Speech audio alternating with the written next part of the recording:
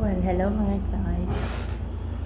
Ngayon nga, sobrang saya ko kasi pagdating ng aking sir dito, after 2 years, tapos finish contract naman ako this month. Tapos ngayon lang ako nagkaroon ng ikama.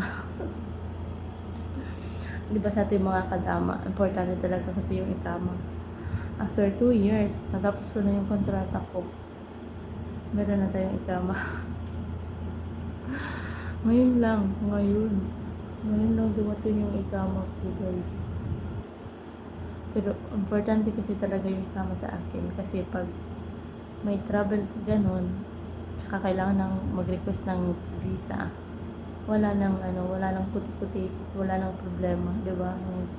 Mga lalabs. Sa sobrang saya ko. Thank you, Lord. Thank you so much. Yun lang mga guys. Meron na ako.